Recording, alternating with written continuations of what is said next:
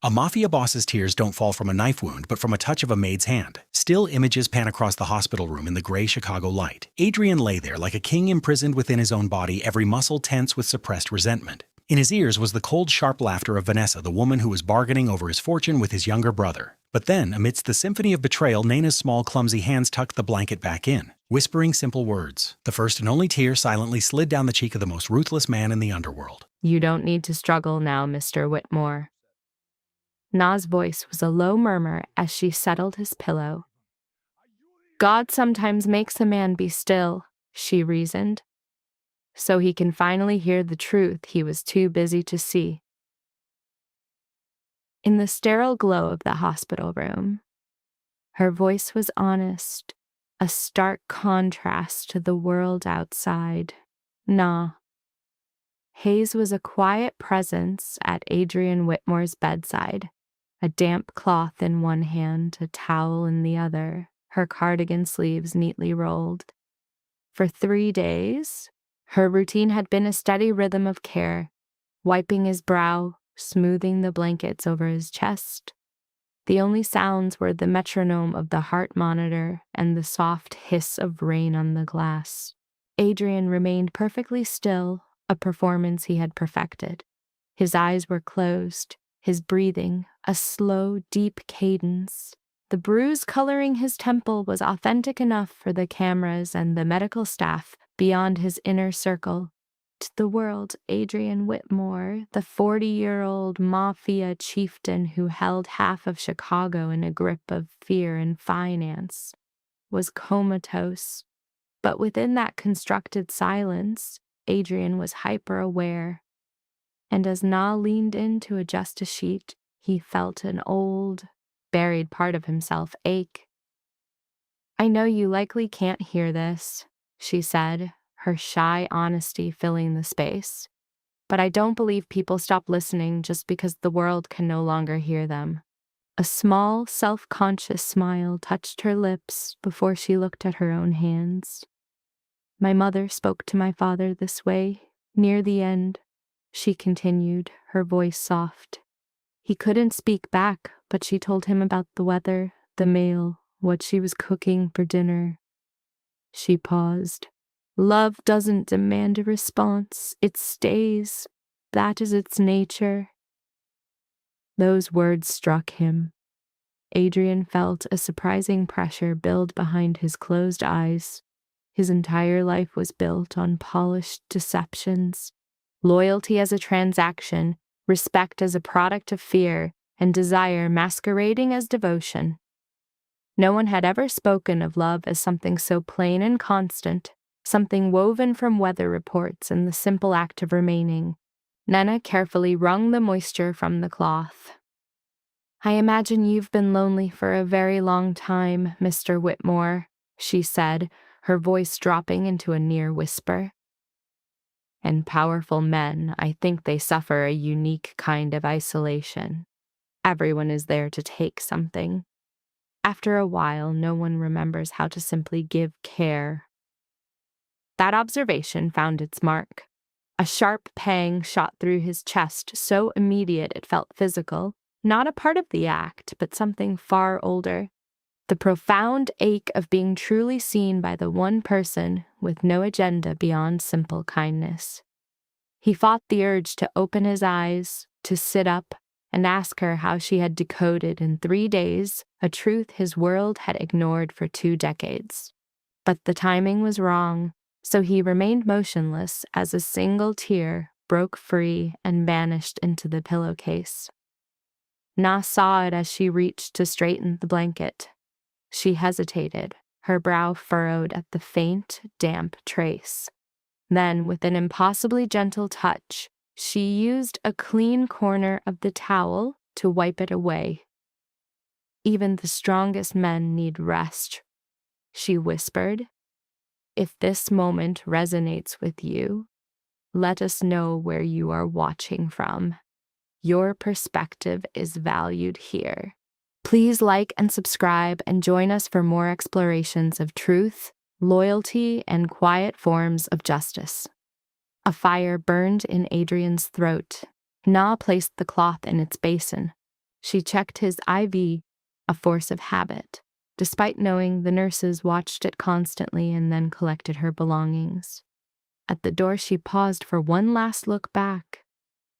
"You are not by yourself," she affirmed.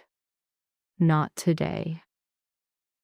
Then she was gone, closing the door with the reverence of someone taught that another's pain commands respect. The room settled. Behind his eyelids, Adrian stared into the darkness, breathing against the mounting pressure in his chest. He'd engineered this entire scenario as a crucible, a test to expose the greedy and unmask the performers, to see who would remain when his power seemed gone. He was prepared for strategy. He was prepared for lies.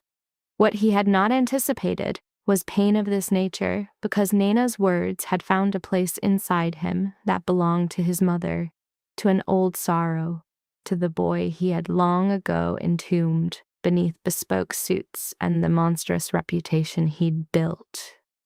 Minutes passed before the door opened again. The very air in the room shifted.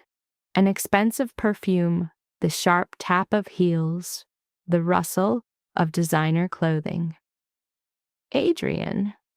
Vanessa's voice was a familiar melody.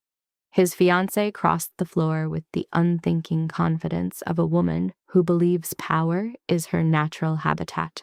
She was beautiful in that cool, refined way that impressed all the right people: politicians, donors, cameras.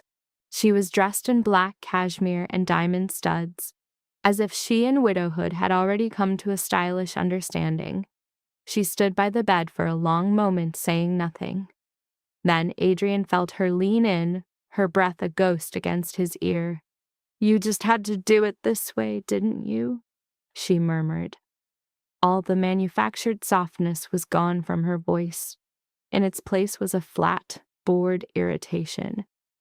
"You could control a room of killers, but you couldn't handle your own damn stress." A short sigh.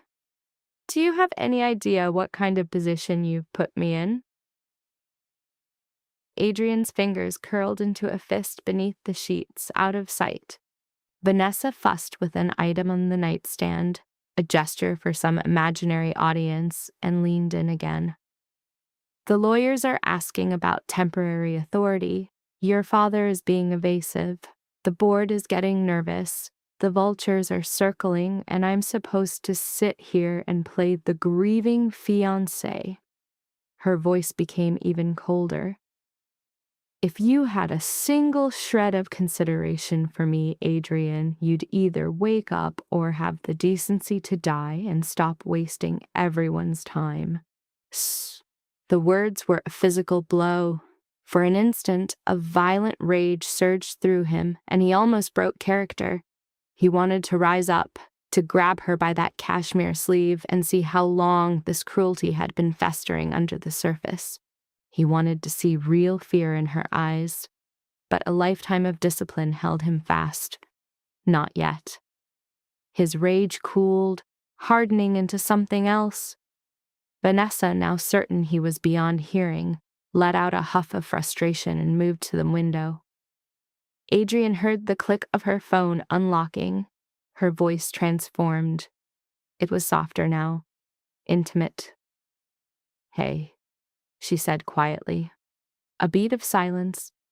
Adrian listened. No movement, not even a twitch. Another pause followed by a low, throaty laugh he had never heard her use with him. "I told you, Lucas, he's not coming back." Lucas. The name landed with more force than her cruelty.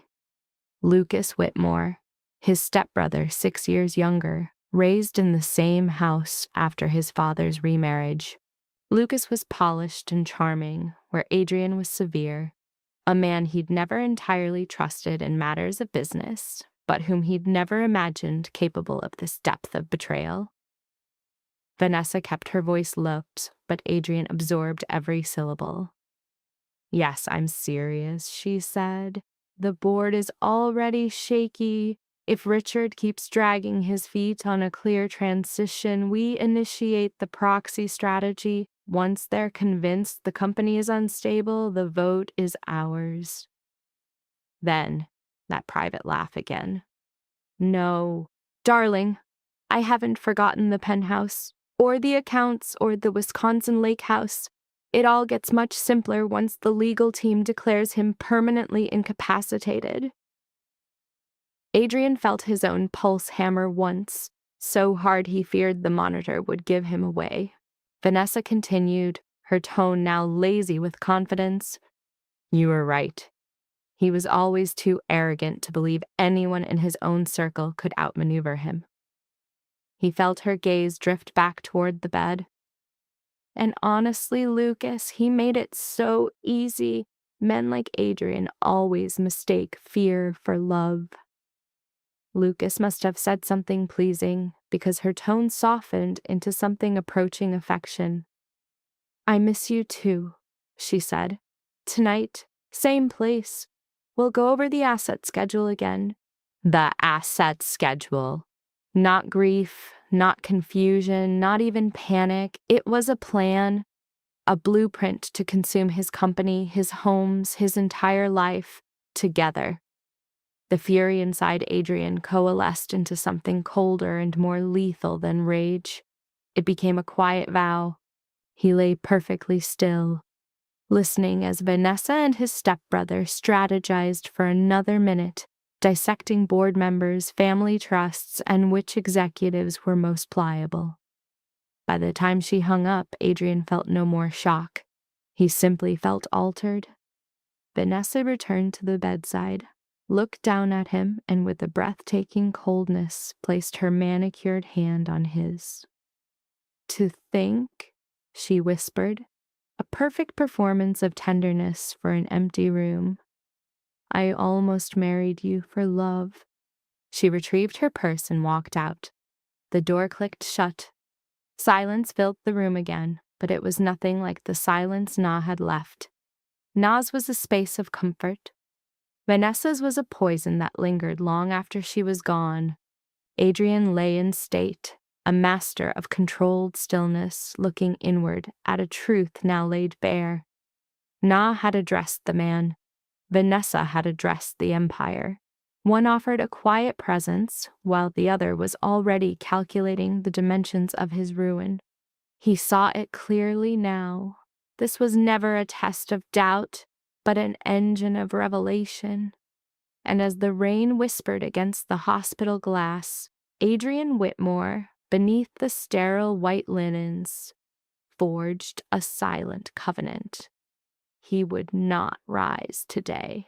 But when he did, neither Vanessa Caldwell nor Lucas Whitmore would retain a single fragment of what they had so eagerly begun to claim. By noon, the hospital had assumed the rhythm of a high court in recess. Serene on the surface, yet churning with consequence below. The private neurology wing was a masterclass in soothing the anxieties of the powerful. Walls were softened with warm wood paneling. The light was muted and forgiving. Fresh flowers graced the nurse's station each morning, though, by unspoken rule, never lilies. Here the coffee was adequate, the security was a ghost, and the billing was so discreet it preserved the illusion of dignity. It was a space engineered for wealth to pretend that suffering could be civilized. Adrienne remained inert, listening. He had dedicated his adult life to discerning the gulf between words spoken for performance and those spoken when a person no longer has the energy to lie. A hospital is a crucible for both. Near his door, two nurses exchanged hushed notes on medication timetables and visitor access.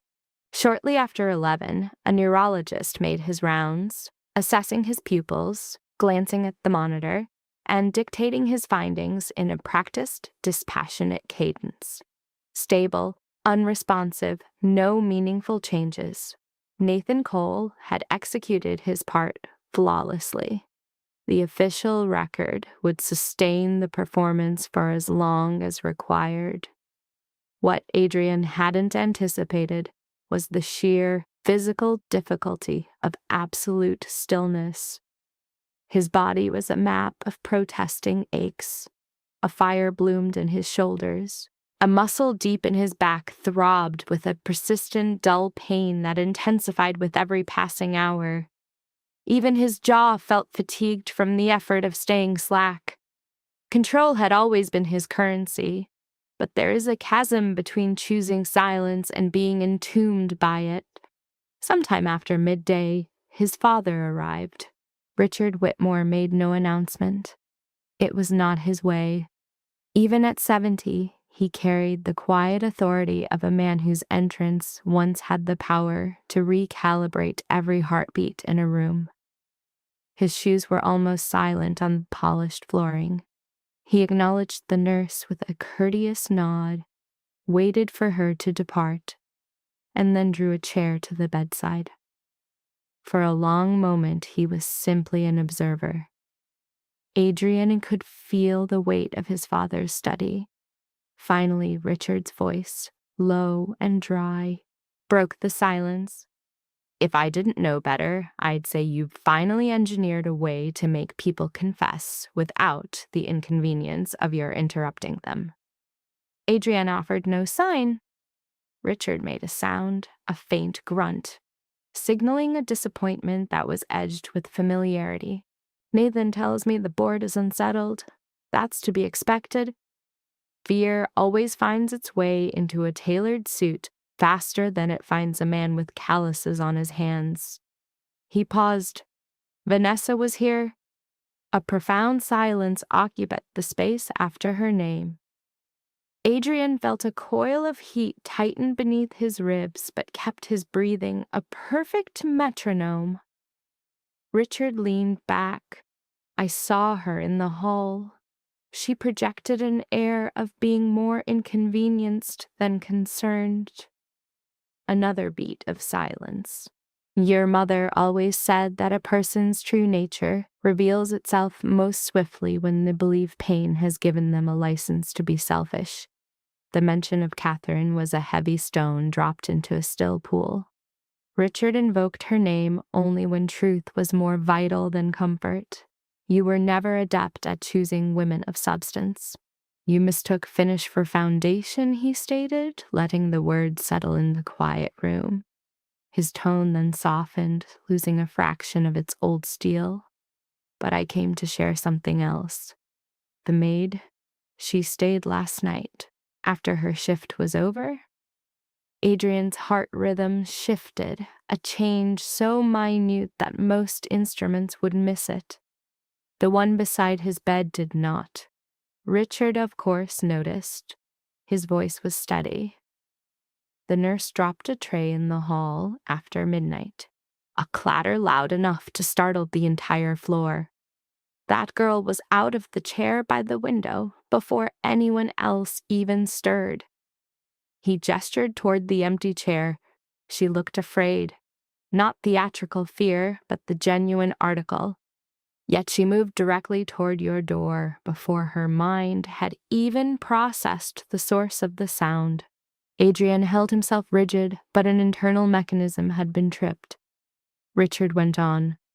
Fear is a more honest informant than love. Do not forget that. A minute passed. He stood, straightened a cuff, and rested a broad hand on the bed's guardrail. I will not ask if this is worth the price, he said, his voice low. You are already aware that it may not be. He exhaled slowly. But since you have begun this, you must see it through with clarity. Do not avert your gaze when the answer proves to be an offense to your pride. And then he was gone. The room seemed to expand in his absence. Adrian lay in the quiet, dissecting his father's report. Na had been afraid. That detail was paramount. He had no use for courage that was a performance for an audience.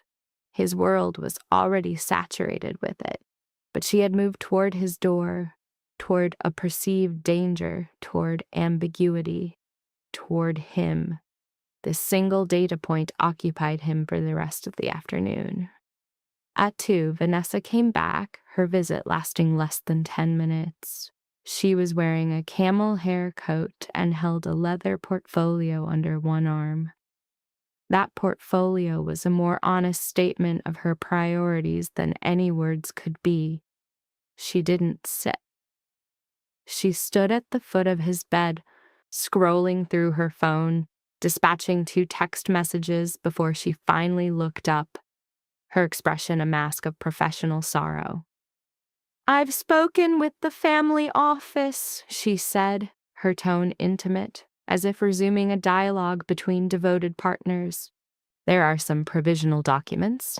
They may require signatures, should this situation persist." She canted her head. "I do hope you can appreciate the burden I'm shouldering." There was no hand on his brow, no fingers checking his pulse, no waver in her voice, only logistics. She examined her reflection in the dark screen of the television, tucked away a stray hair, and departed. Adrienne listened to the click of the closing door and understood a simple, brutal truth.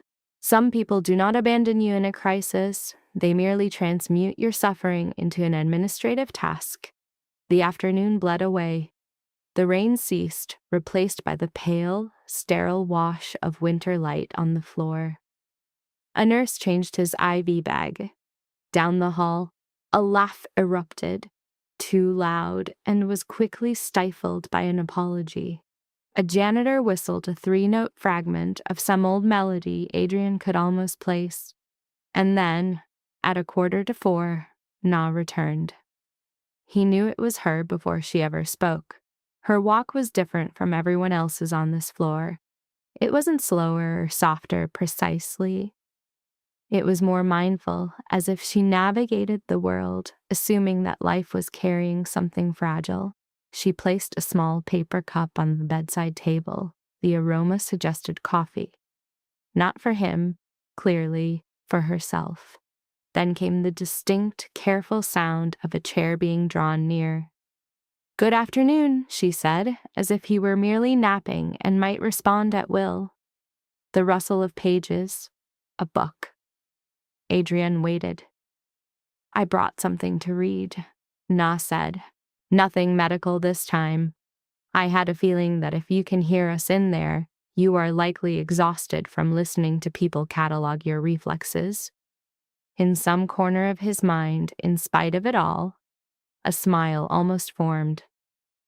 She opened the book, her voice calm and low as she began. It was not some piece of dramatic literature. It sounded like an old American novel. Unadorned, solid sentences about the weather, about family, about a small town's struggle to maintain its decency through hardship. It was the sort of volume his mother would have kept in the library because, as she often said, not every truth requires an explosion. After a page or two, Na paused. "My brother can't stand hospitals," she remarked conversationally. "He says they have the smell of worry and stale coffee." A brief silence. He's right about most things. She drank from her cup. "His name is Ben," she offered. "He's 21 and thinks he's more invincible than he is. Still yells at the TV during Cubs games as if the players can actually hear him."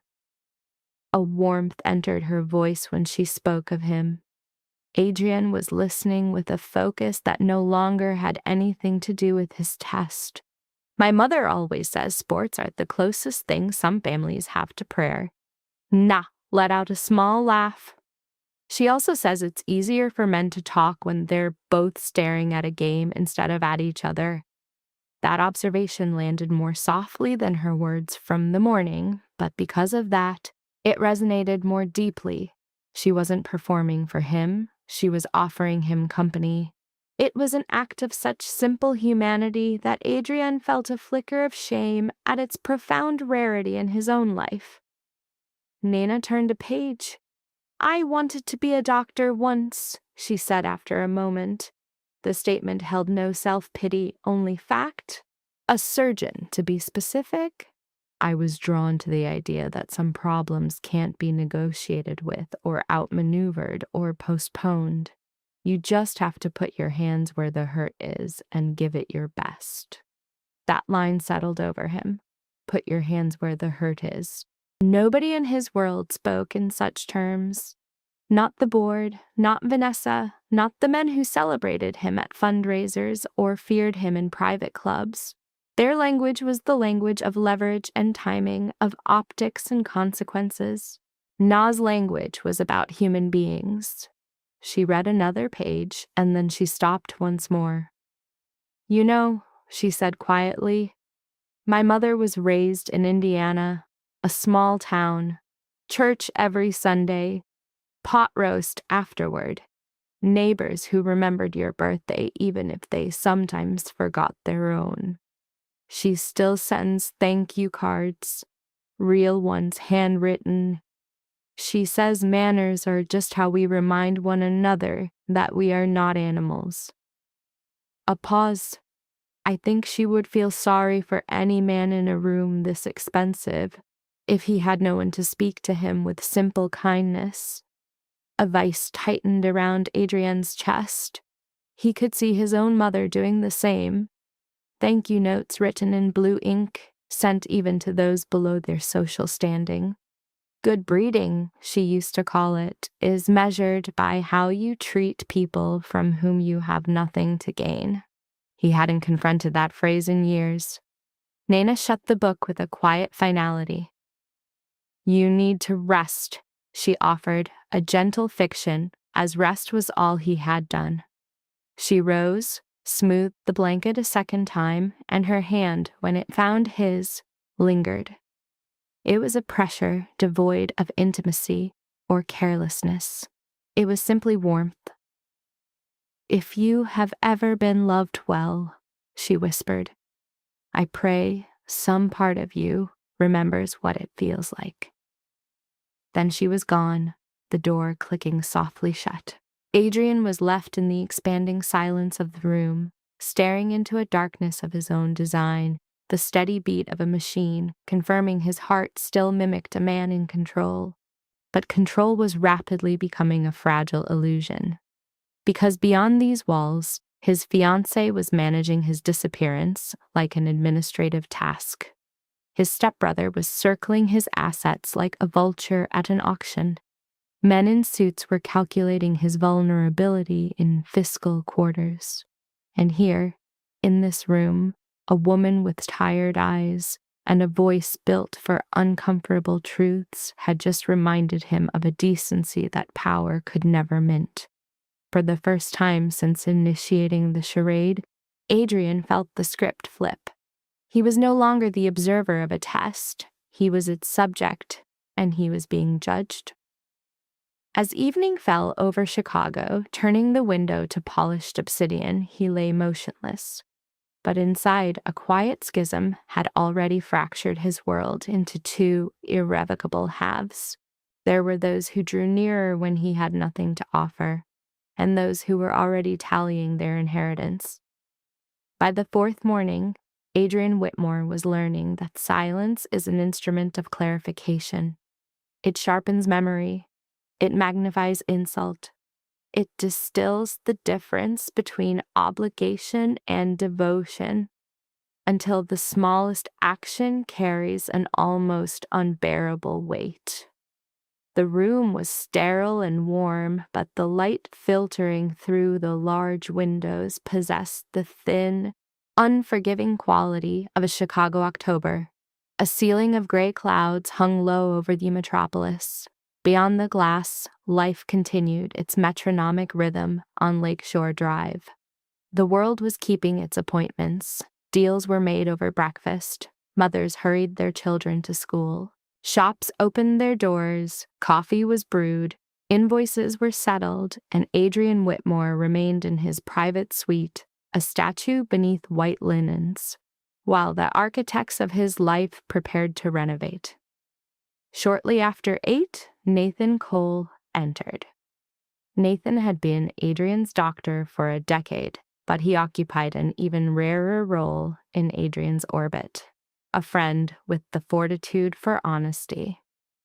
He was in his late 40s with broad shoulders and the rumpled, weary look of someone who had spent too many years delivering bad news to people praying for miracles. He scanned the monitor first, checked the IV line, then leaned down, his voice a low confidence meant only for Adrian. "You're stretching this beyond what I recommended," Nathan murmured. Adrian didn't move. Nathan stood upright, retrieved the chart, and adopted the louder, clinical tone of a physician for the security camera's benefit. "No discernible neurological change," he announced, flipping a page. Then quieter again. "Your blood pressure spiked yesterday afternoon." That was when Vanessa had called Lucas. Nathan placed the chart back. "I don't need you to tell me a thing. I can read the data." Whatever you overheard, it struck a nerve. He moved to the window, pulling the blinds apart by a fraction of an inch before letting them snap shut. "I'm not here to give you the same lecture," he said. "I know it's useless. But I am here to remind you that a lie is a powerful anesthetic. In the right hands, it's a tool, but it becomes a poison if you lose track of the dosage." A ghost of a smile touched Adrian's lips. Nathan always did have a flair for the medical metaphor. The doctor returned to the bedside, adjusting the blanket in a gesture that feigned a check of circulation. "The board is asking for another report," he said. "Vanessa has been calling twice a day. So has your stepbrother." That title again. In Adrian's mind, Lucas was becoming less a relative and more a contagion. Nathan dropped his voice to a near whisper. "One other thing, the maid posed a question to me this morning." For the first time in what felt like days, Adrian felt something inside him shift. Nathan saw it. "Yes," he breathed. "That got to you." He produced a penlight, feigning an examination of Adrian's pupils.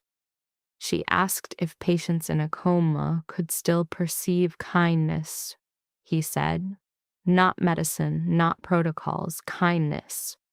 And before you read too much into that, let me finish. She looked exhausted, said she didn't want people speaking thoughtlessly around you on the off chance you might understand."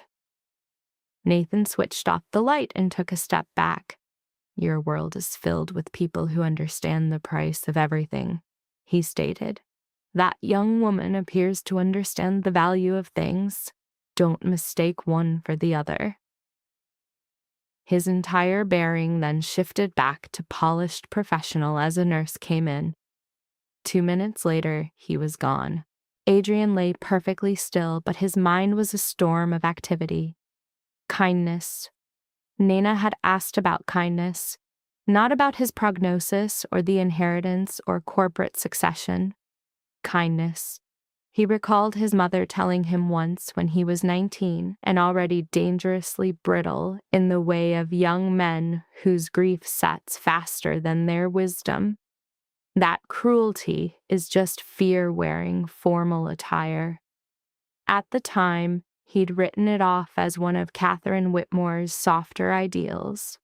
But now, in a room where one woman offered patience and another offered calculation, he began to question how much his mother saw that his power had blinded him to.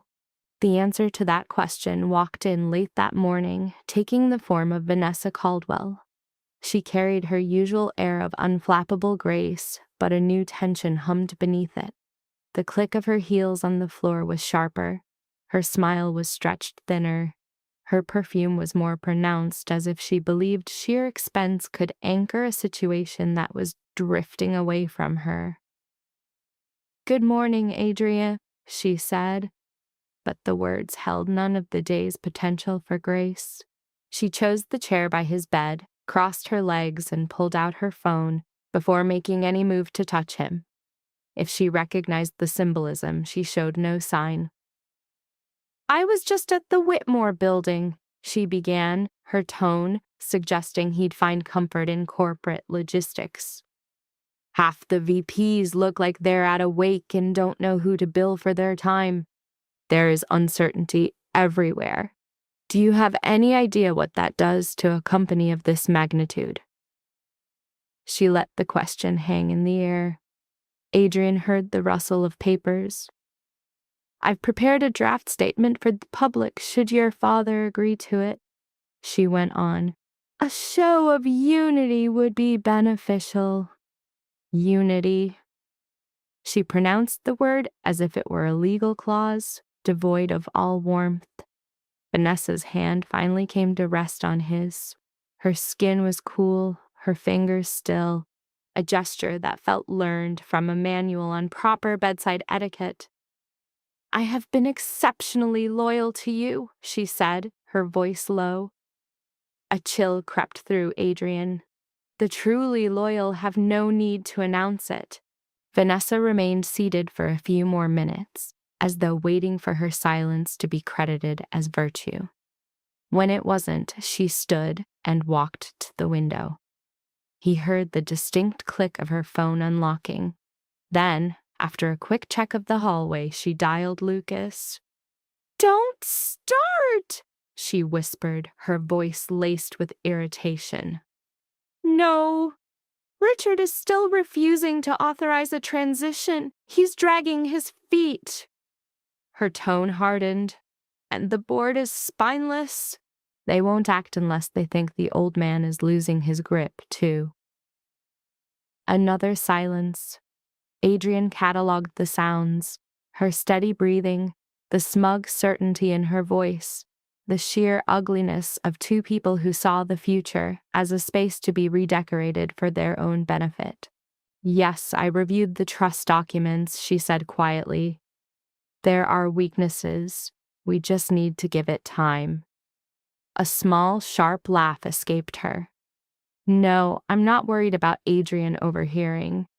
If he ever wakes up, I'll attend church every Sunday for a year out of pure, unadulterated terror. The remark was intended to be witty. Instead, it caused something deep inside Adrian to freeze over. This was not rage. Rage is hot and fleeting, sometimes even productive. This was colder.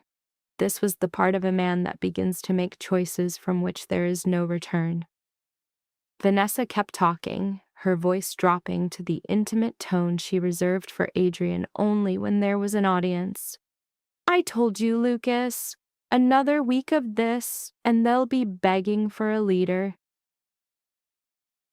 And then we won't have to take a thing. They'll hand it to us just to quell the fear. A pause.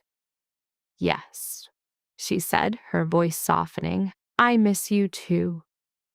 The words hung in the room like poison. Adrian had heard more than enough. When Vanessa finally disconnected and came back to the bed, she placed a hand on his shoulder with a theatrical show of tenderness. You always had to make things more difficult than they needed to be, she murmured, even now. And then she left. He lay in the silence that followed, measuring the rhythm of his own breath against the machine's. His mother once told him that some betrayals don't break your heart because of love lost. They break it because you finally understand that love was never there at all. In the quiet of the room, he finally understood. The ache he registered was no longer for the loss of Vanessa. It was a grief for the man he had been. A man who mistook admiration for loyalty, elegance for depth, and composure for integrity. One could erect an entire empire and yet remain a fool within the confines of a single room. At 3, that room shifted. Nina entered with a new basin, a neatly folded towel, and a small paper bag that carried the scent of soup and rosemary. She had on the same gray cardigan from the day prior, its cuff now showing a careful, handmade mend. With her hair simply pinned and faint shadows under her eyes, she placed the soup on the table and went first to the window. adjusting the blind to divert the light from Adrienne's face. "Cloudy again," she observed, her voice soft, as if resuming a conversation.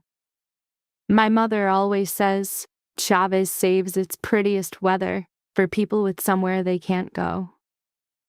A brief quiet settled.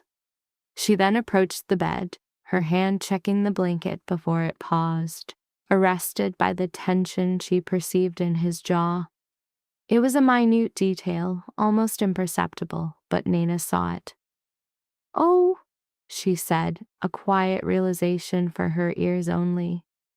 "Did someone upset you?" Adrian felt a change in his own pulse. Nana glanced at the door, then back at him.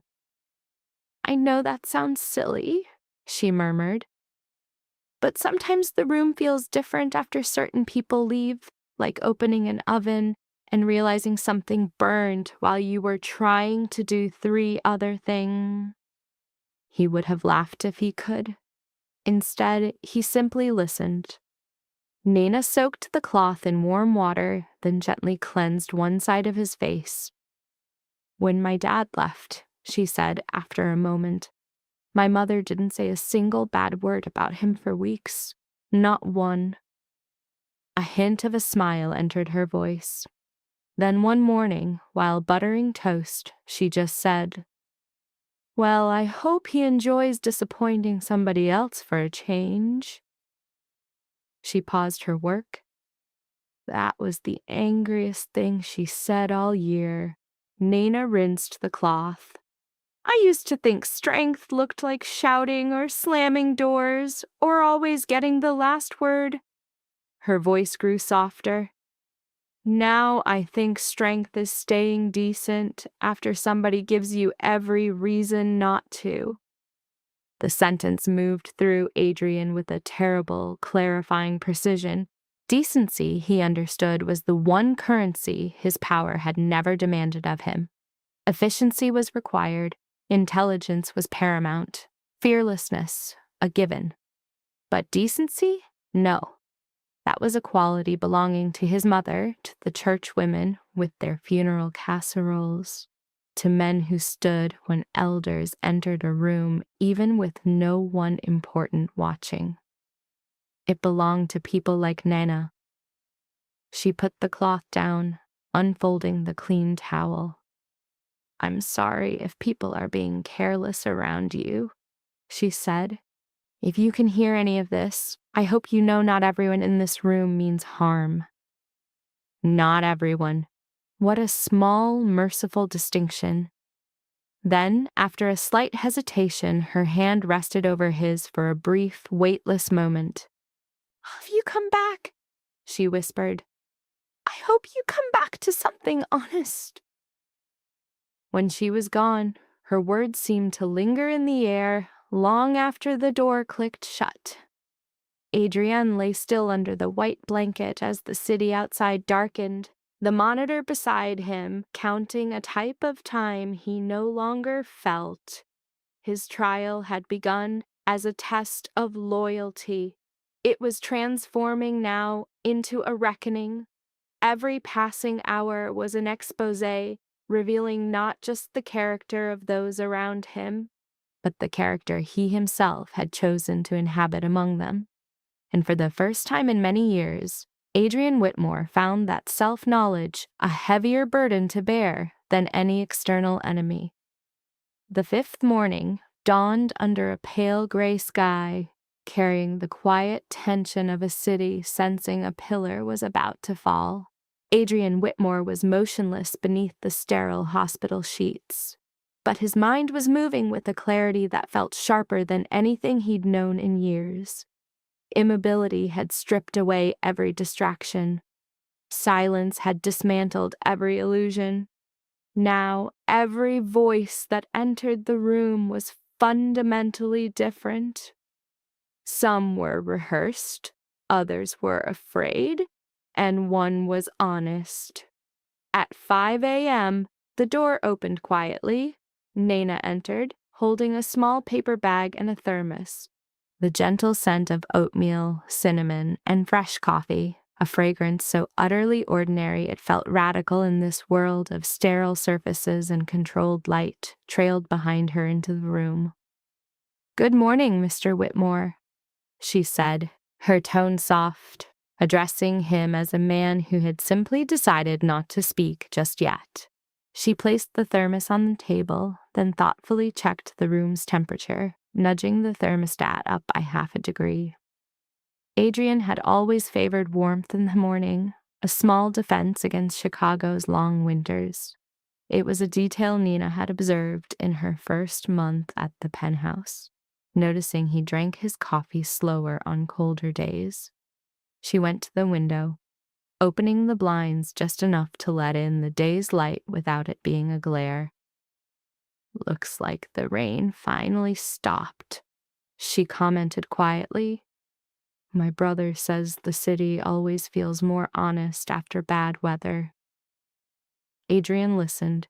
He was beginning to understand that Nana spoke in small, foundational truths, delivered as casual observation.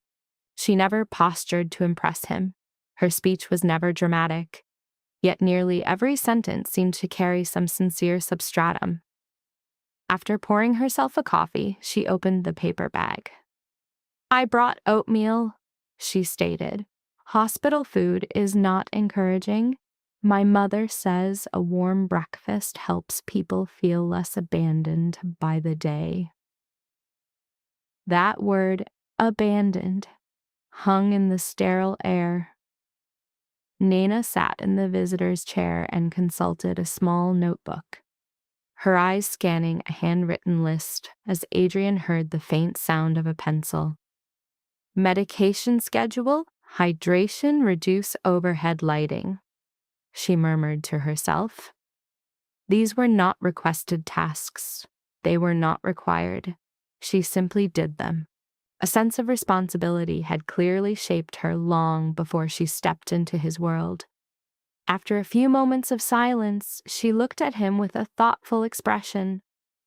"I know the doctors say routine helps with recovery," she began gently.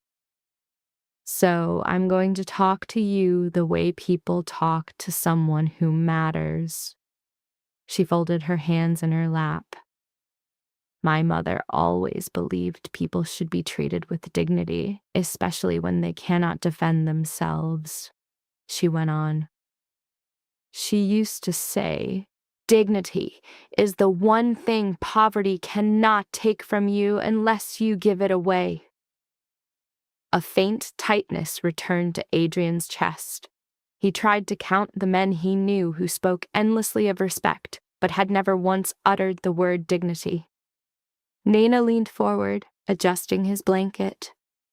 "I don't know what your world is like," she said with simple honesty, "but I imagine people don't often speak freely around you." No, they did not. They performed. They negotiated. They flattered. They calculated. They posed meticulously shaped questions. Free speech was a rarity. "I grew up in a neighborhood where people argued loudly," Nana continued, "but they also showed up when something went wrong.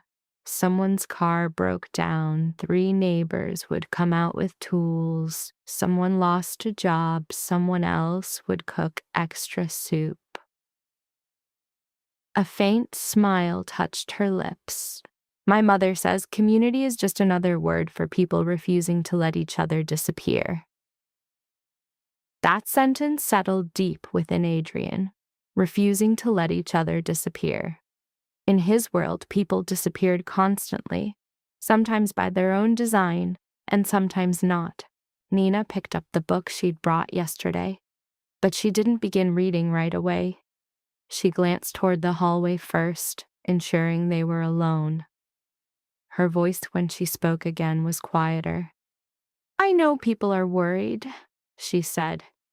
"Nurses talk, families talk. People assume that powerful men don't suffer like ordinary people do." She paused. "But suffering doesn't ask about bank accounts." The simplicity of it struck him with more force than any grand declaration ever could. Suffering doesn't ask about bank accounts. She began to read, her voice even and calm, telling the story of a fictional farmer rebuilding his life after a drought. Adrian wasn't following every word. Instead, he found himself listening to the cadence of her voice, its inherent stability, its utter lack of fear or performance. Partway through a chapter, Nana stopped reading. "My brother used to fix watches," she said, her thoughts seemingly out of nowhere. Tiny ones, old ones people had given up on. Her gaze drifted to Adrian's wrist, now bare of the expensive timepiece he always wore. "He said timepieces aren't complicated," she went on. "They just require patience and steady hands. He believed most broken things stay broken because people rush." Her eyes seemed to soften. "I think people are similar." The idea lingered, a profound indictment because Adrian Whitmore had constructed his entire empire on the principle of speed. Fast decisions, fast consequences, fast corrections.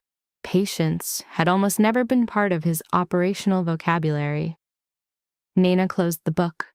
She reached for the basin, testing the water's temperature with her fingers before touching the cloth to his forehead. "You seem tense today," she said quietly. "Even without opening your eyes." Her fingertips rested for a moment at his temple. "I hope no one said anything unkind near you." Something inside Adrian shifted at her words. She noticed. She always noticed. "My father used to say that words spoken around someone who cannot defend themselves reveal the speaker's true character." Nana continued softly. "Kindness is easy when someone can respond. Real character shows when they cannot." Her hand withdrew. The silence returned, only to be fractured by the sudden opening of the door. Vanessa's entrance was an assault of purpose, the impatient strike of her heels, a sharp counterpoint to the room's quiet. Deception was beneath her. "Oh," she observed, her tone flat upon seeing Nana by the bed. "You're still here?" With a polite deference, Nana rose. "Yes, ma'am." Vanessa set her handbag down, her gaze a passing formality on Adrian before she turned to the window. "Another conversation with the attorneys," she announced to the room at large. "This ambiguity is becoming a liability." Her eyes slid to Nana. "You can wait outside." A flicker of hesitation. "I was just finishing, ma'am." Vanessa offered a smile devoid of warmth. "Then finish faster." Nina collected the basin, her movements a study in composure against the chill of the command. As she moved past Adrian's bed, her hand made a final brief adjustment to his blanket. "You are not alone," she whispered, a secret kept from Vanessa's hearing before she exited. The door clicked shut. Instantly, Vanessa's facade cracked. A derisive sound, barely a scoff, escaped her. "I don't understand the staff's insistence on hovering," she murmured, more to herself than anyone. "It sustains the fantasy that this is still a home." She drifted toward the bed, her voice dropping into a conspiratorial register. "You always had a preference for the sentimental types," she noted with a trace of annoyance. It made every negotiation a needlessly complex affair. Adrian was immobile. "Discipline is what built your empire," she went on, "and yet you insisted on allowing softness to occupy your private world." Her tone acquired a harder edge. "Softness has a cost." She glanced at her phone. "Yes, Lucas," she answered, her voice instantly shifting. It became warmer, looser, intimate. "The board is agitated. No, Richard is still refusing to commit. He's clinging to the pretense that this is temporary. A beat of silence. I've gone over the trust structure again. The moment medical incapacity is declared, the shift in control is cleaner than we ever anticipated.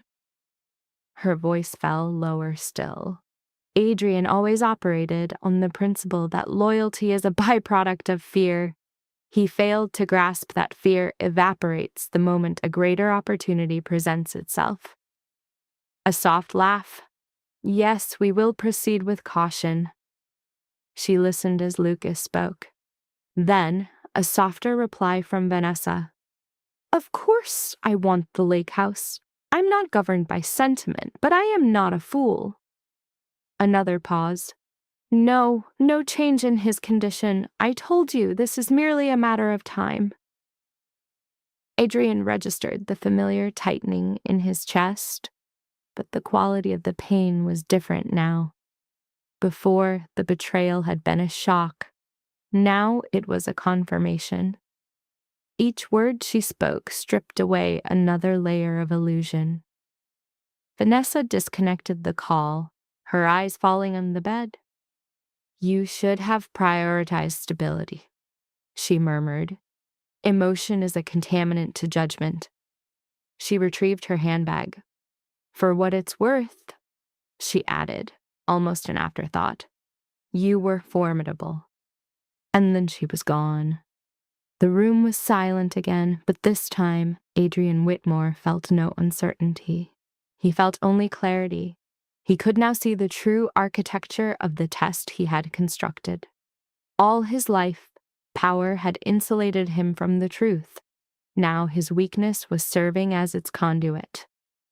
And in the space beyond raw ambition, past the quiet machinations of greed, one person was a constant presence in the room, not out of need, but from the simple belief that someone ought to be.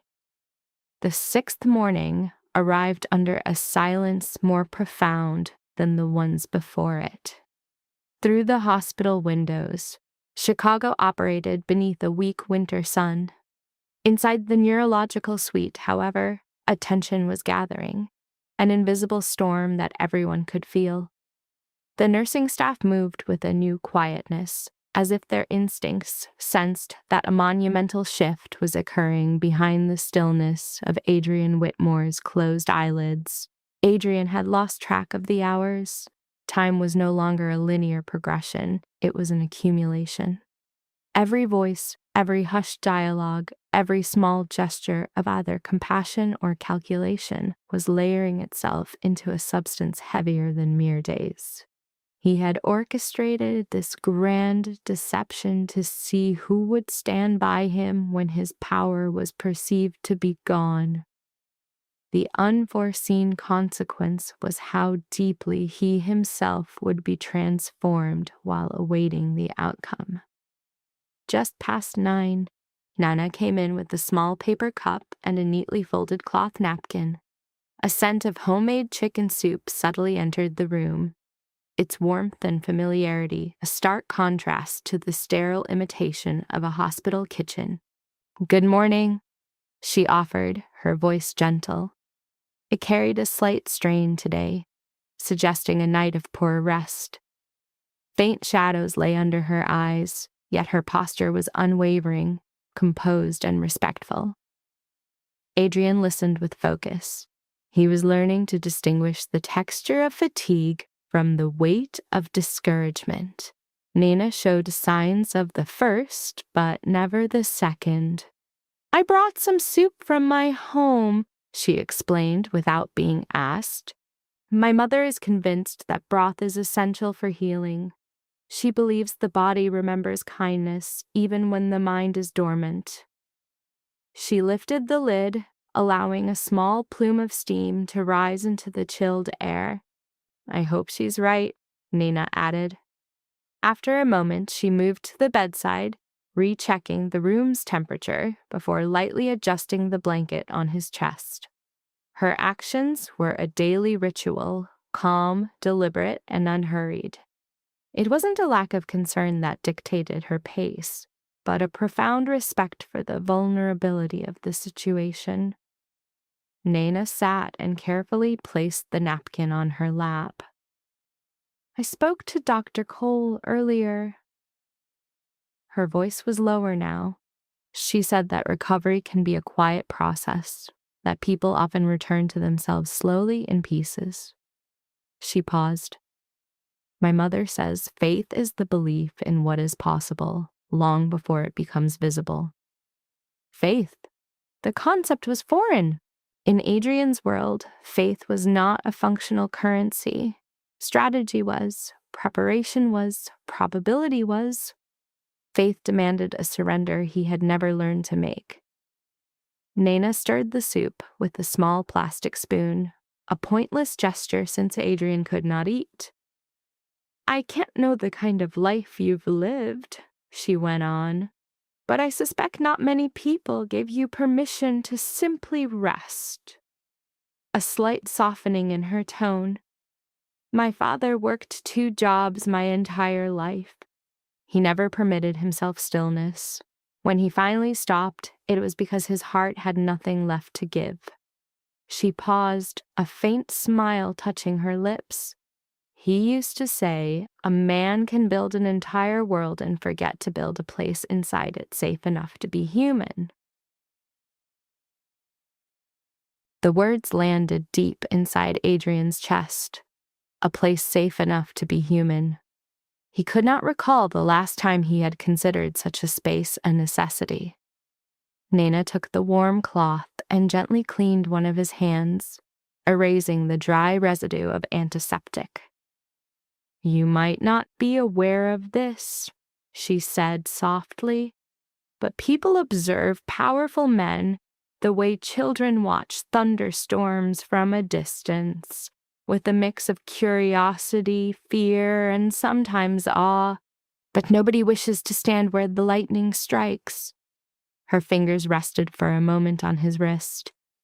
"I don't believe anyone is meant to live as a storm forever." The statement hung in the air, heavy with unspoken meaning.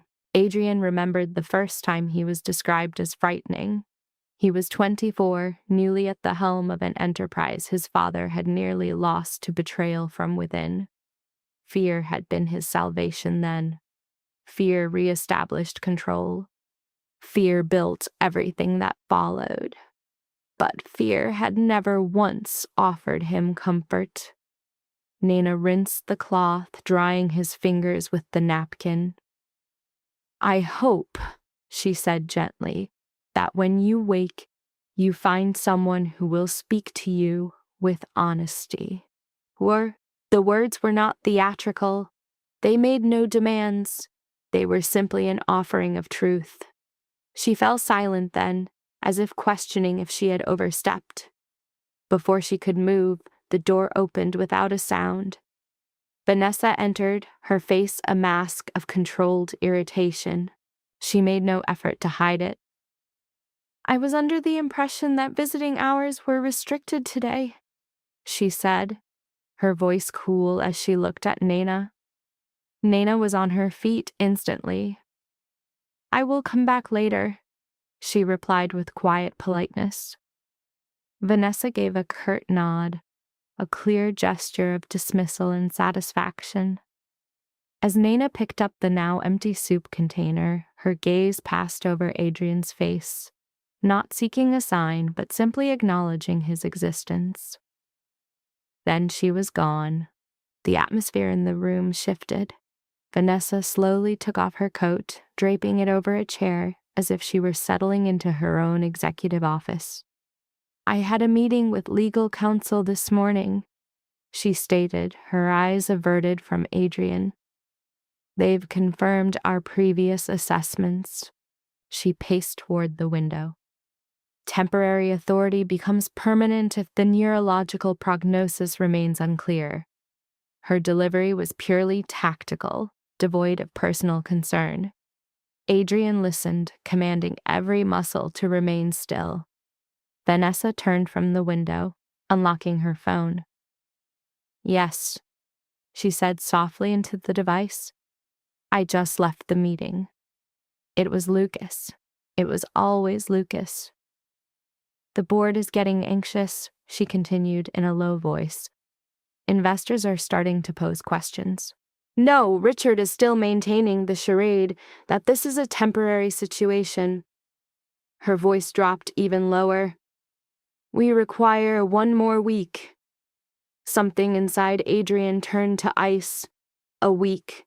For them, time was now just another asset to be leveraged. Yes, Vanessa murmured.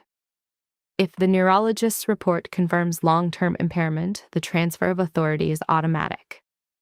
A pause. No.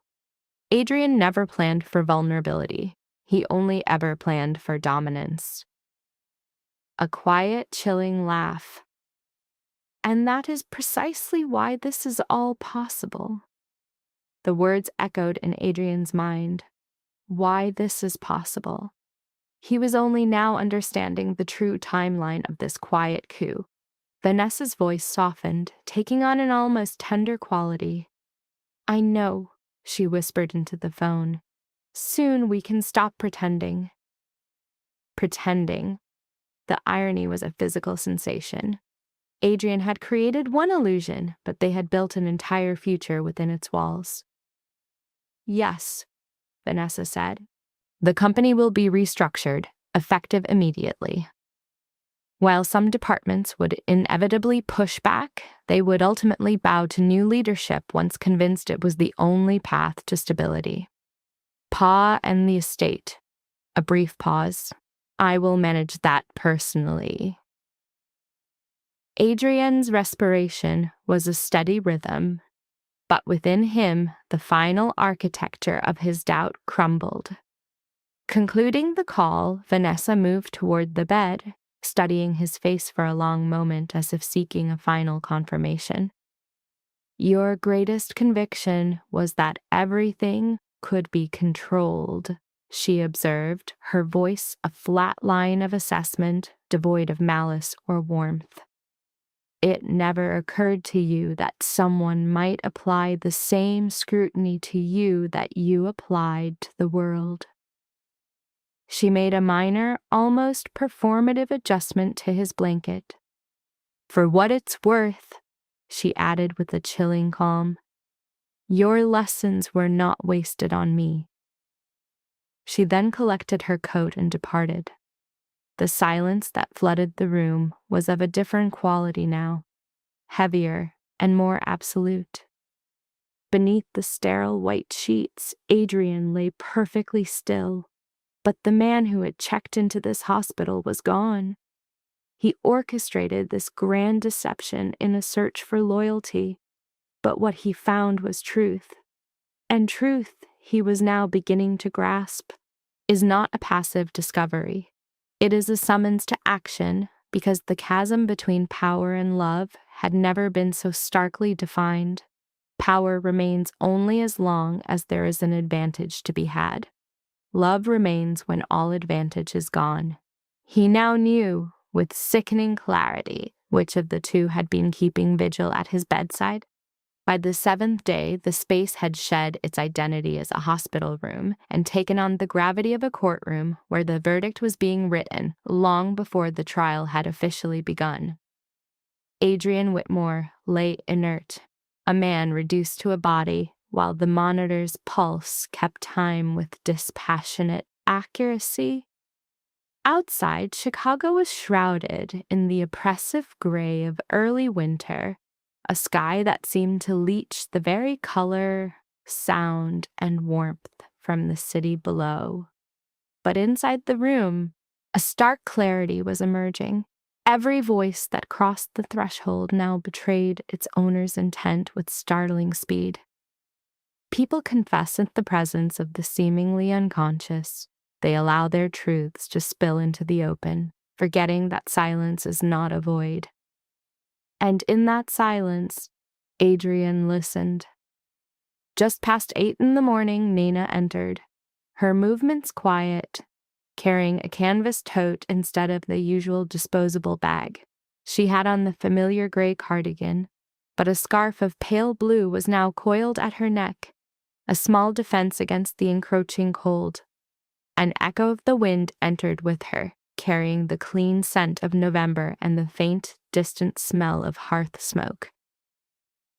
"Good morning," she offered, her voice softer than usual, the deep lines of fatigue still etched beneath a new-found composure.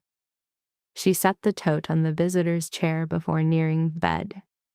Her routine was a quiet ritual, first checking the room's climate, then angling the blinds so the light would fill the space without falling directly on Adrian's face.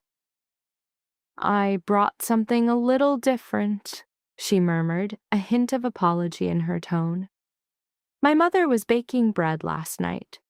She's convinced that homemade bread is a solution for most things." From the tote, she produced a small cloth-wrapped parcel.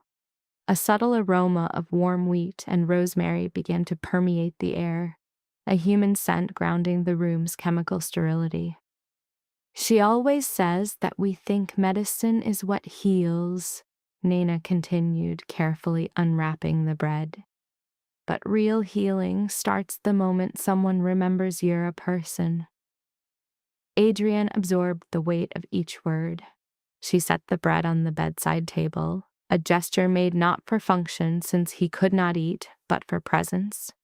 Nana settled into the chair, opening her notebook where several new notations had appeared.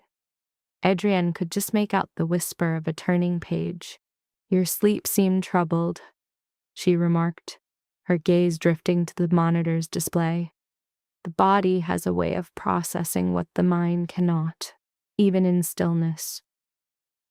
A beat of silence passed before she spoke again. "My brother has this theory that storms are nature's way of rearranging the atmosphere," she went on. "He says the air always feels cleaner after, even when nothing looks different." Her hand moved to smooth a barely perceptible wrinkle in the blanket. "I suspect people work the same way." The thought settled into the quiet, unforced. Adrienne had noticed Nana never rushed to fill a silence. She left room for the unsaid, as if honoring a conversation he was unable to have. After a moment, she picked up her book but didn't immediately begin to read. Instead, her words took on a more personal color than before. "I stopped by my mother's late yesterday," she began quietly. "She asked after you." A small hesitation. "I told her your condition was stable." A faint, almost bashful smile touched her lips. "She said to remind you that pride often makes for a slow recovery."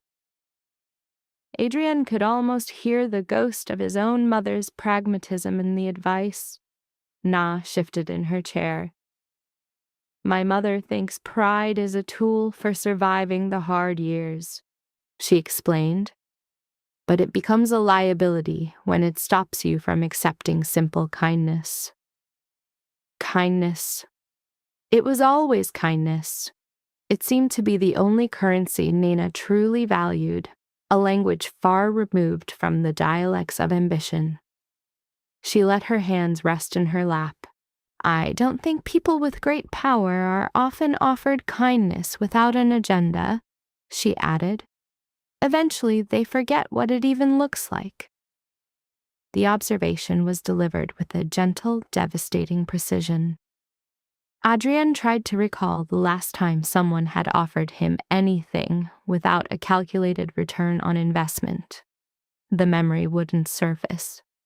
Nana finally began to read, her voice a calm current, telling a story of an old carpenter mending a farmhouse battered by gales. The narrative was patient, valuing the slow act of mending over the rush of creation. She paused midway through a paragraph. "I've always liked stories about repair," she reflected. "Most people are drawn to the spectacle of construction, but restoration. That requires you to understand why the thing was worth saving in the first place." Her gaze flickered toward Adrian's still figure. I think we often forget that part. The words found purchase deep inside him, this idea of understanding why something mattered. He had built an empire on the foundations of survival, necessity, and absolute control. But in all that building, had he ever truly asked what, beyond the acquisition of power, was worth saving? He no longer knew. Nana set the book aside. I should probably stop talking so much, she said softly. The nurses say I treat this place like my own sitting room. A ghost of a smile was in her voice. But a hospital seems less intimidating when you hear a normal conversation. She reached for a warm cloth and began to gently wipe his hand, counteracting the drying effect of the room's antiseptics. You know, she began after a moment, my mother is adamant that loyalty can never be bought. She wrung out the cloth with meticulous care. She says purchased loyalty is just rented obedience. The phrase struck Adrian with the force of a physical blow. Rented obedience. He had built his world on it. Nana continued, her voice low, almost a private thought. Real loyalty is usually quiet. It's showing up when you have nothing to gain. It's staying when no one else is looking. Her fingers rested on his wrist for a second, a small point of warmth and pressure. I suppose that must sound terribly old-fashioned, she confessed. No, it sounded impossible. Before she could continue, the door swung open without a knock. Vanessa stood there, her entire being an expression of sharp, controlled impatience. I wasn't aware we'd expanded the visiting hours, she stated, her voice layered with ice. Na rose instantly. I was just on my way out. Vanessa offered a curt nod, a dismissal without thanks. As Nana gathered her tote, her eyes found Adrian's form one last time. You are not alone, she repeated, her voice a near whisper, and then she was gone. The moment the door clicked shut, Vanessa let out a sharp sigh. I will never understand this impulse for staff to become emotionally invested, she said to the air. It's a complication, a breach of professionalism. She placed her handbag down and began to pace. The board is growing anxious, she announced, though her focus was already elsewhere. She stopped by the window, her phone already in her hand. Yes, she said, Lucas's voice on the other end. We're moving to accelerate. Accelerate. The word was a weapon. No, waiting introduces variables. Investors have no appetite for prolonged uncertainty. A pause for a response. Yes, I've consulted with legal again. Medical incapacity is a flexible designation, especially when physicians offer no timeline for recovery. Adrian cataloged every word, each one another stone, solidifying his new reality. We're not forcing a thing. Vanessa continued, her tone softening into a performance of concern. We are simply letting prudence guide the next logical steps. Another pause. Correct. Once authority is transferred, the restructuring becomes a necessity. She spoke of his life's work as if it were inventory. An absolute cold certainty settled in Adrian's mind. Vanessa ended the call and walked back to the bed. For a man so obsessed with discipline, she said, her tone almost conversational, you left yourself remarkably vulnerable to being replaced. She looked down at him, not with contempt, but with the dispassionate curiosity of a scientist observing a failed experiment. You built a culture of loyalty based on fear, she continued. But fear is a catalyst, not a foundation. It dissolves the moment a better opportunity presents itself. She adjusted the blanket, an unconscious, proprietary gesture. Your successor should have been someone more practical. With that, she took her handbag and left him again. The silence returned, but it was no longer a void of uncertainty. It was a classroom. Adrian Whitmore had spent a lifetime believing that control was the purest form of strength. Lying there, powerless, he was finally beginning to learn what true power and its absence really meant. The fortress of control had blinded him to a fundamental truth. Because truth is not a declaration, it is a quiet revelation, found in the space between one who inventories your absence and one who remains simply because departure would be a betrayal of self. By the 8th day, the character of the hospital room had shifted, a change Adrian Whitmore could sense without sight. The fog of uncertainty had condensed, solidifying into a new and unwelcome shape. Those who had decided he would not return began to act on that conviction. Their patience wore thin, their caution eroded, and their private ambitions no longer sought the refuge of careful language. Adrian was learning that time doesn't just unveil the truth. Time gives it a voice. Outside the window, the low winter sun cast a weak glare on the glass monoliths of downtown Chicago. Below the pale sky, the lake held the flat, cold sheen of steel. The city, immense and indifferent, carried on with its prescribed rhythms, entirely unaware of the quiet judgment unfolding within a single private room. At 8:10 a.m., Nana arrived with a small brown paper bag, a folded newspaper held under her arm. Her pace was a fraction slower today, but her composure was absolute. A faint aroma of toasted grain and brewed tea entered with her, carrying the simple, grounding warmth of a morning ritual. "Good morning," she offered, her voice softer than usual, tinged with a certain thoughtfulness. She placed the bag on the side table, then carefully adjusted the blinds to diffuse the light, preventing it from striking Adrian's face. This gesture had become a known quantity, a small ritual whose repetition built a sense of order. "I stopped at my mother's place before my shift," she explained, pouring tea into a paper cup. "She insisted I bring you this." From the bag, she produced a neatly wrapped piece of homemade apple bread, setting it by the thermos. She believes cinnamon helps combat the loneliness of winter. There was no apology in the statement. Nana never felt the need to excuse small acts of grace. She trusted their power. After inspecting his IV drip and smoothing the blanket, she took her usual seat and slowly unfolded the paper. "I thought I might read to you today," she said. "Not the headlines. The news is rarely a restorative medicine."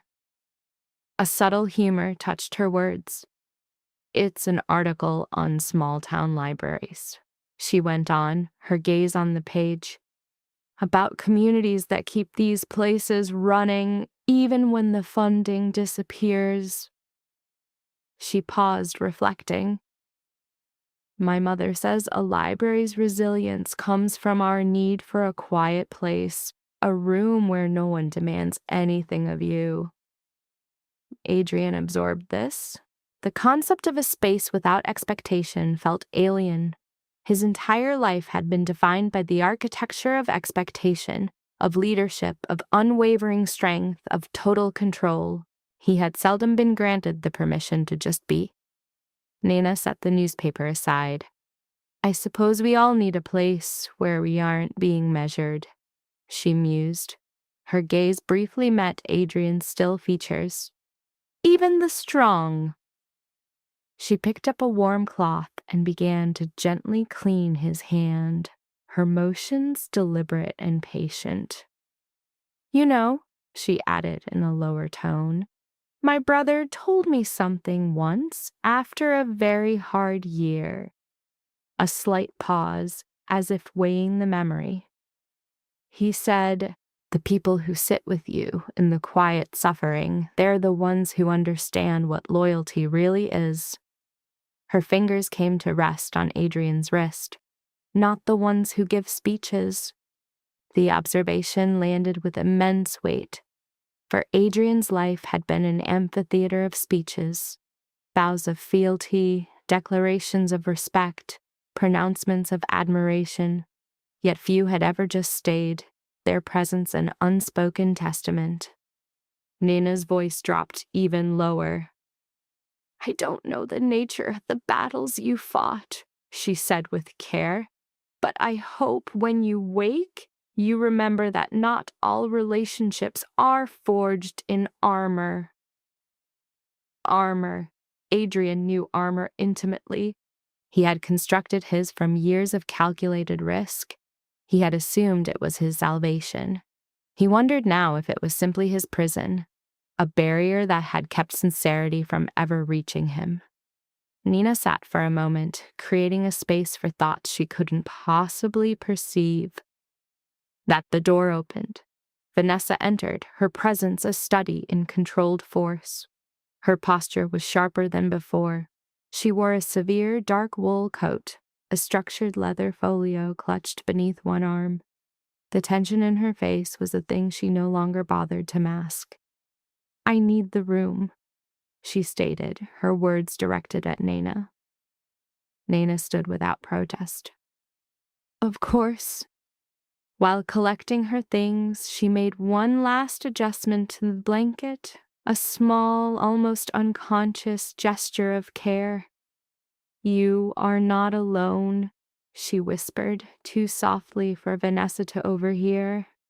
And then she was gone. Vanessa waited for the click of the latch before releasing a sharp breath. "This cannot be sustained," she muttered, pacing toward the window before unlocking her phone. "Yes," she said into it. "It's Lucas again." Adrian listened, dissecting every syllable.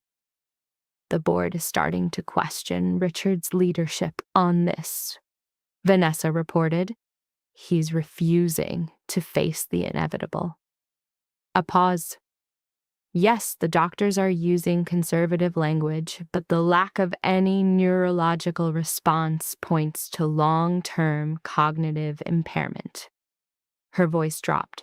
"We need to initiate the transition sooner, not later." The word was now spoken without the slightest hesitation. Adrian lay perfectly still. "Yes," Vanessa murmured. "The legal counsel confirmed.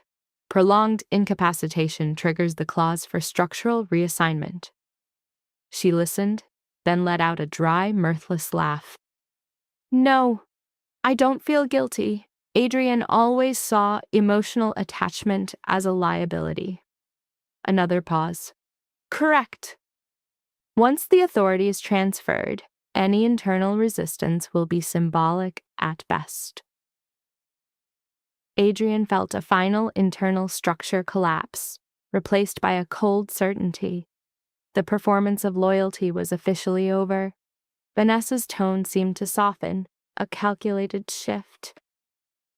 "We'll manage the public statement with care," she said. "A narrative of sympathy encourages compliance." Even sympathy, even compassion had been repurposed into a tool of leverage. "Yes," she went on. "Once we have board control, the asset redistribution is a simple administrative matter." Adrian understood the clinical phrasing. They were carving up his existence into manageable shares. His companies, his properties, his legacy, all now just an emerging market of opportunity. Vanessa's voice became a near whisper. "I know," she said. "Soon, none of this will have to be a secret." There was no shock left in him, only a profound, unwelcome clarity. Vanessa concluded the call and walked to the bedside. "For such an intelligent man," she said, her voice even, "you always misunderstood the mechanics of human nature." She observed his inert form. "You thought fear was the bedrock of loyalty." A slight dismissive shake of her head. Fear only guarantees silence. It guarantees nothing else. She retrieved her coat. You should have invested your trust more wisely. And then she too was gone. Silence reclaimed the room. But it was a new silence, because Adrian Whitmore now possessed the complete blueprint of the conspiracy that surrounded him.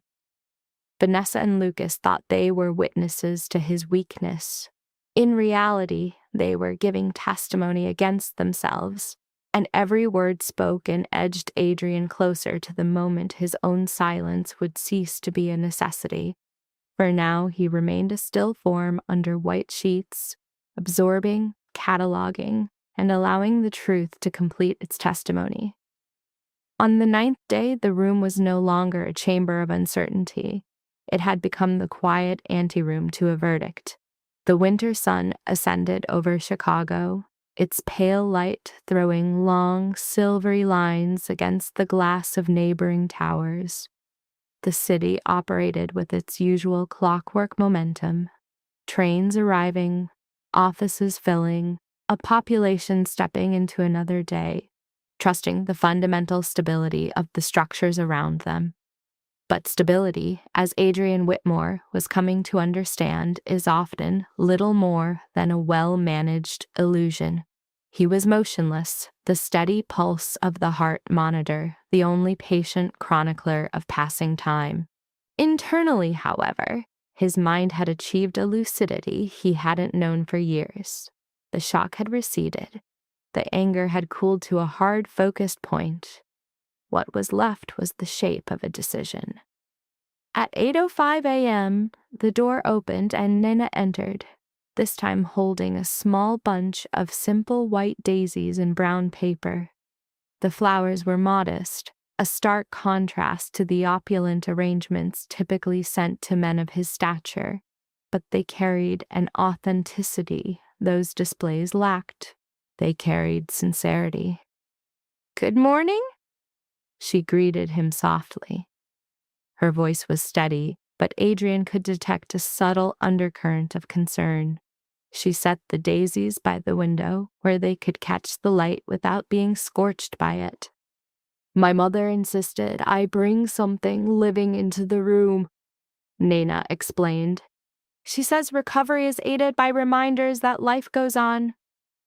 She adjusted the blinds with care, letting a warmer light soften the room's clinical edges. "I think she fears that sterile environments can make a person feel forgotten," she added.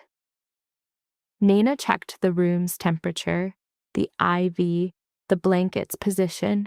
Each action was performed with the quiet, focused attention that had become her signature. Her routine had become an anchor of stability in his world.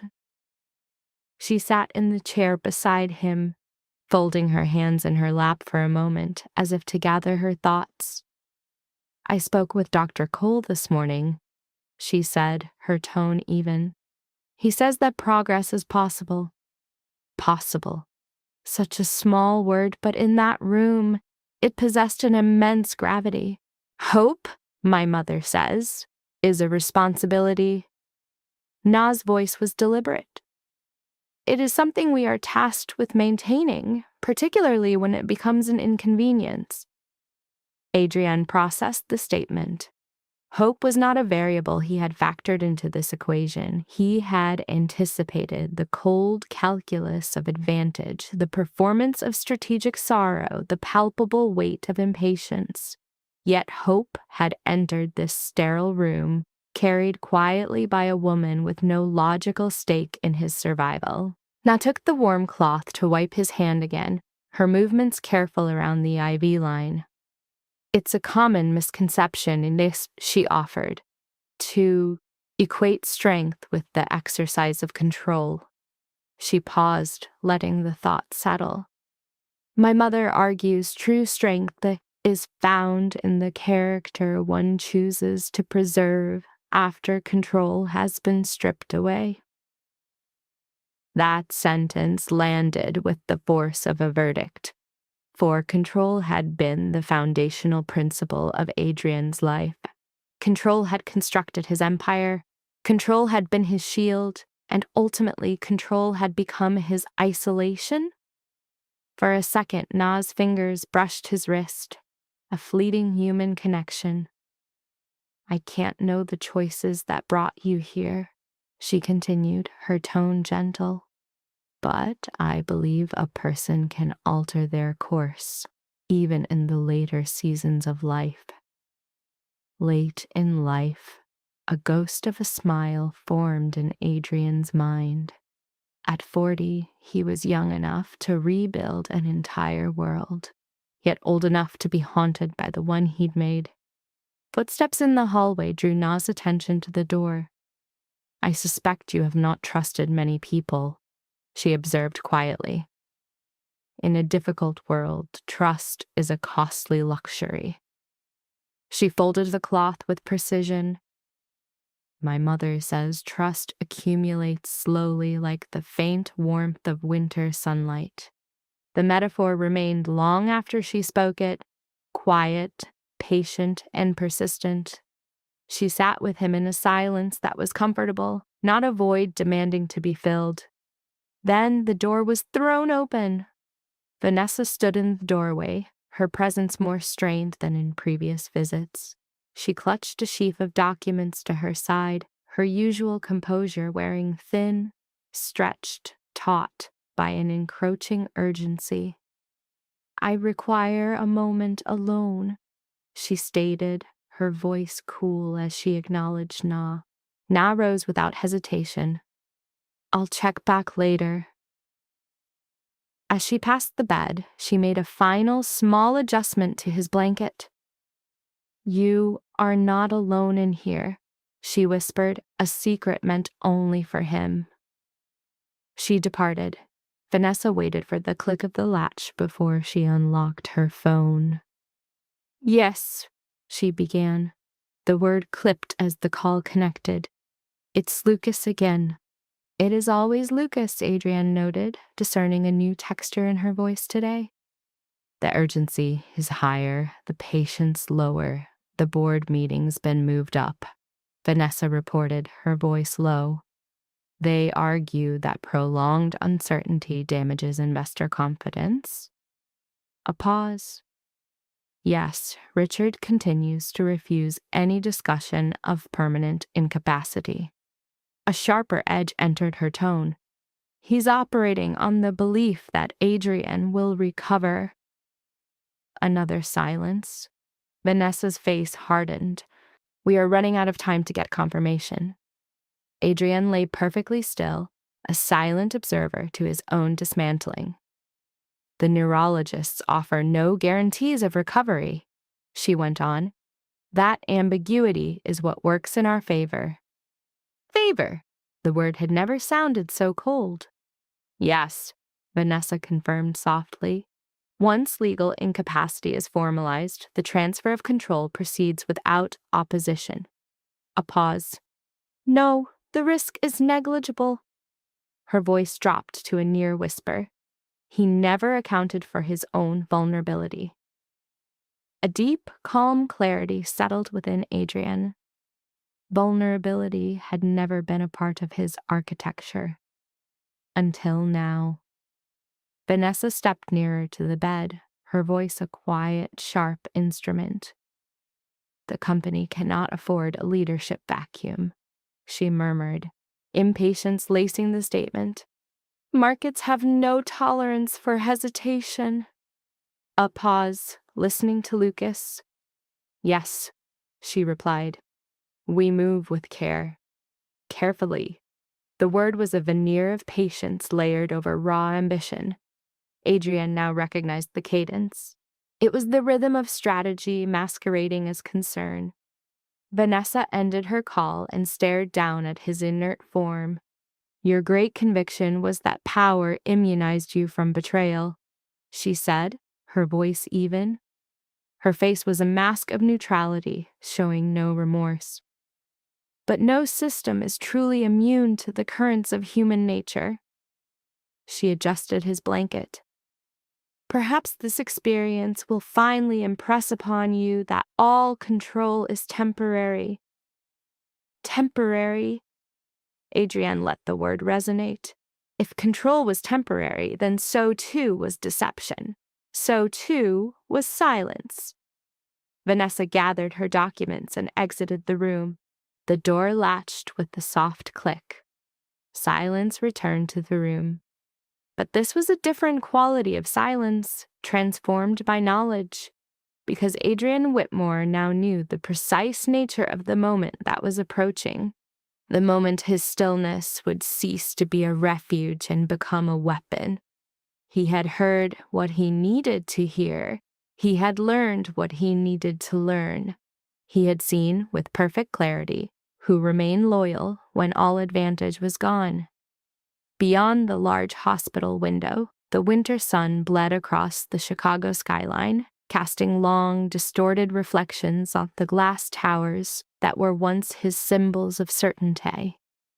Adrienne lay beneath the white linens, the steady pulse of the monitor a metronome, counting down the seconds. For days he had cultivated the illusion that he was absent, unable to hear, to comprehend, to act. But the truth had now spoken its final word, and the reign of silence was about to end.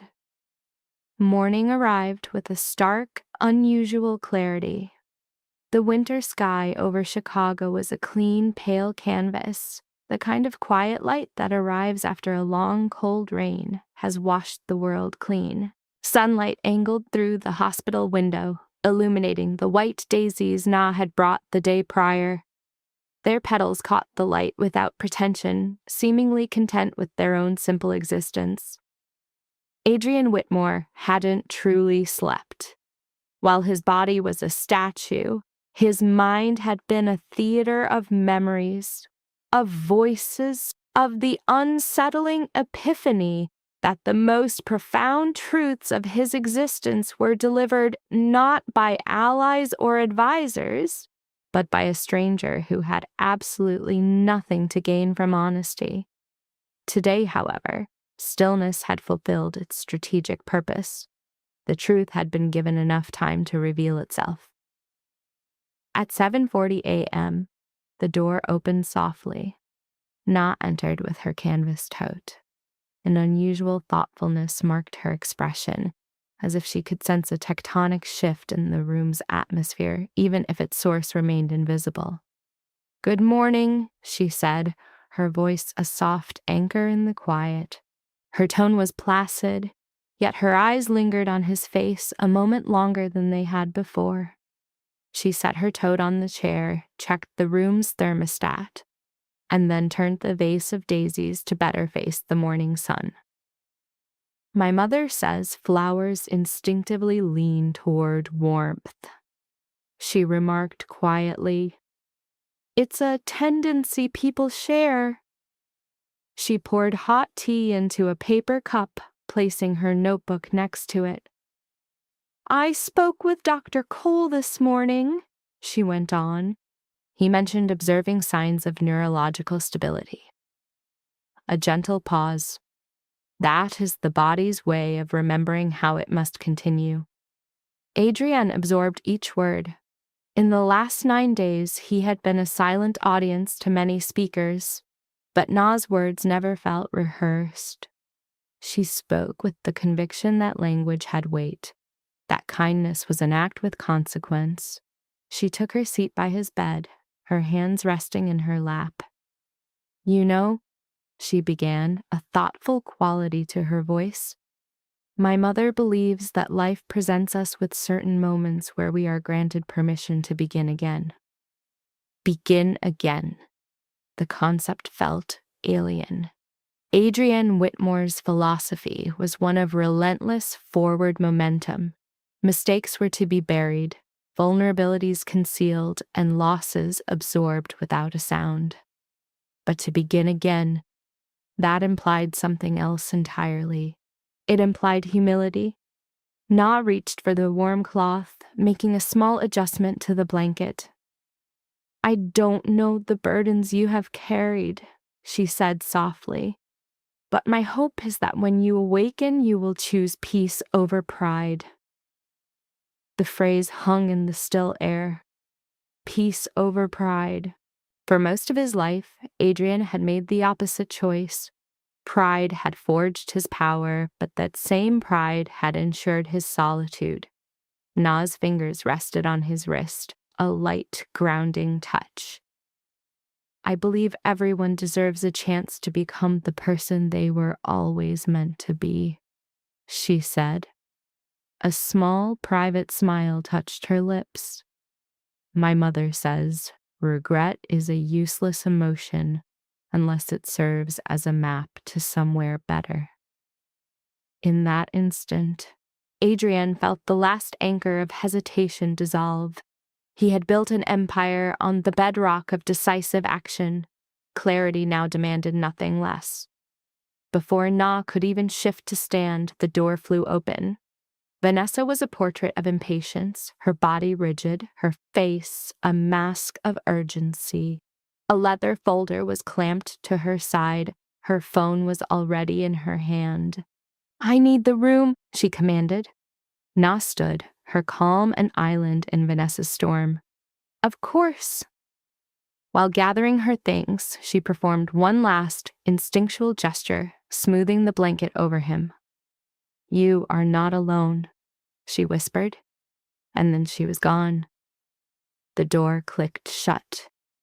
Vanessa let out a sharp breath as she accessed her phone. Yes, she said into it, the word sharp. Lucas again. Always Lucas. Adrian listened, his thoughts now a placid, deep lake. The neurologist's report is still non-committal, Vanessa said, her voice a low murmur. But the board's tolerance for an indefinite leadership void is gone. A beat. Yes, Richard is still blocking the transition. Her voice dropped further. We have to make our move before he can consolidate his position. A pause. Yes. Once incapacity is a legal fact, the transfer of authority is clean. Her tone took on a soothing quality. It's a matter of investor confidence. Confidence? Adrian lay perfectly still, a silent observer of his own eulogy. Vanessa drifted closer to the bed. He never saw this coming, she whispered into the phone. A pause. No. His faith in his own control was absolute. Another silence. Yes, Lucas, everything is in place. The final piece. Everything is ready. Adrian opened his eyes. Vanessa froze, the words dying on her lips. All color fled her face as she stared down at him, her phone slipping in her suddenly slick grasp. For a long, suspended moment, the only sound was the steady, indifferent rhythm of the heart monitor, charting the collapse of an entire reality. Adrian's gaze was not angry or weak. It was calm, focused, and utterly, unmistakably aware. Good morning, Vanessa, he said, his voice quiet. Her lips parted, but no sound emerged. The call disconnected. Calculation was instantly replaced by shock, confidence by fear. You, she whispered. With deliberate calm, Adrian sat up, removing the oxygen line himself. I heard everything, he stated. The complete absence of anger in his voice was what terrified her most. Vanessa took a step back, her entire composure finally fracturing against the hard surface of reality. You don't understand. I understand perfectly. His tone was unwavering. You believed silence meant weakness. She scanned his face, searching for any trace of uncertainty, and found nothing. You planned quickly, Adrian continued, his voice calm. Efficiently. Vanessa tried and failed to reclaim her poise. We were protecting the company, she states, a sharp edge to her voice, but Adrian meets her gaze, unblinking. You were protecting yourselves? A profound silence descends. For 9 days, His voice is low, a chillingly quiet observation. I was there. Her entire facade begins to fracture. You pretended to love me, he adds. Her response is a fortress of defensiveness. You were never easy to love. The brutal honesty of it is almost startling. Adrian simply touches the call button. In moments, Nathan Cole is in the room, with Richard Whitmore just behind. Vanessa recoils, the realization dawning far too late that she was never the only actor on this stage. Nathan calmly crosses his arms. Well, he murmurs, this should simplify the paperwork. Richard Whitmore regards Vanessa with a cold, analytical precision. You underestimated patience, he observes. Vanessa offers no reply. What is there to say?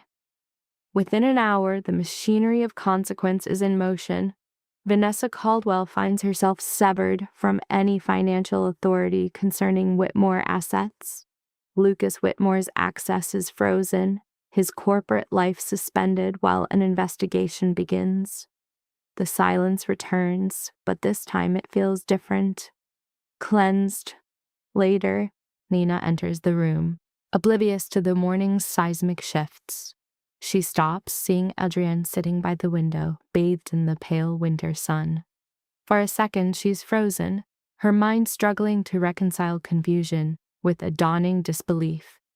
You're awake, she breathes. Adrienne turns his head. Yes. A wave of emotion crosses her features, first relief, then a deep uncertainty. I'm glad, she says softly, placing a small canvas tote on a chair, hesitant to come closer. You stayed, Adrian notes, his voice even. She falters. That was my job. He calmly corrects her. No, it wasn't. Another silence hangs between them, this one charged with meaning. You spoke honestly to a man you believed could never answer, Adrian continues. Nina looks down. Everyone deserves dignity, she whispers. He moves toward her. For the first time in my life, he says, his voice quiet, someone remained when there was nothing to gain. Her expression shifts again, unable to chart the course of this conversation. I misjudged many things, he concedes, his tone unwavering, but not this. He produces a small velvet box from his jacket. Nina's eyes widen. This is unexpected, she says, her voice barely audible. So were you, Adrienne answers.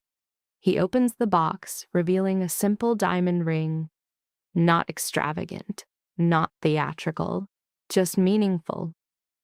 His gaze holds hers. I have spent years surrounded by people who are impressed by power, he says, with a calm certainty. You were the first person concerned with whether I was human. Tears well in her eyes. I cannot promise an easy life, he goes on, but I can promise an honest one. The silence between them is absolute. I would like to build something real, Adrienne says. Nina's voice is fragile. You hardly know me. His reply is immediate. I know enough. You stayed when leaving would have been easier. Her breath catches in her throat. That tells me everything I need to understand.